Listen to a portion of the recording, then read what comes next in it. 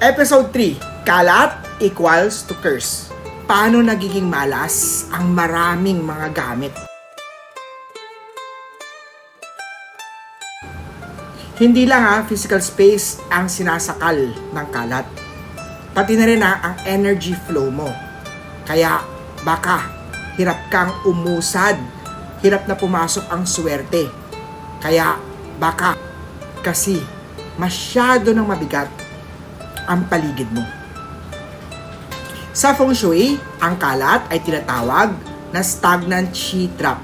Kapag maraming mga basura, maraming mga sirang gamit, maraming nagkalat ng mga lumang gamit na hindi mo naman ginagamit. Kung hindi, yan ay also sa Feng Shui na tinatawag nating blockage.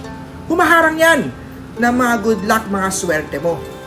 Ang katulad dito yung mga lumang sapatos, nagkalat sa kwarto, sa ilalim ng kama mo, yan ay pagod na energy na naipon habang natutulog ka. Yung mga expired na mga produkto, mga products sa banyo man, sa kusina man, dead na energy yan. At pwedeng naka-apekto pa yan sa mga sirang. Yung mga sirang mga gamot na natin, expired na gamot, pwedeng maka-apekto rin yan sa Feng Shui sa kalusugan natin. Mga sirang relo, wall clock, sign naman yan ng stuck ka na sa past at hindi umaandar ang bagong swerte mo. Kaya walang laging bagong swerte. All stuck na energy na. Hindi mapapasok ang bagong swerte kung puno-puno ang bahay mo ng lumang enerhiya. Isa-challenge kita ngayon magtanggal ng siyam 9 na bagay sa bahay mo na hindi mo na ginagamit. Itong 9 na to, yung mga luma, mga sirana, pwede yung mga 9 na gamit na to ay mga lumang mga damit, 9 sila na galing sa kusina, mga basurang na itambak, mga past sa ex mo, any kind, basta tanggalin mo yan.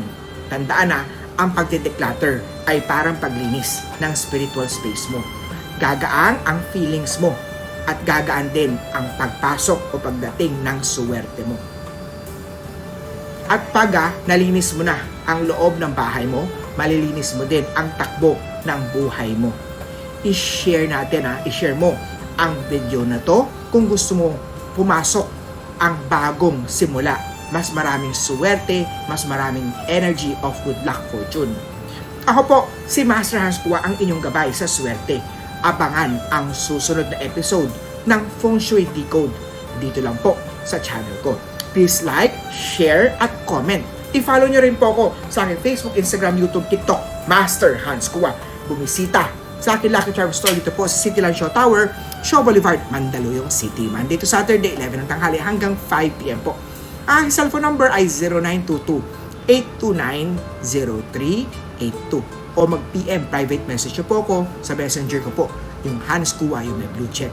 Like, share, at comment. Kita-kita tayo sa next Feng Shui video with Master Hans Kua.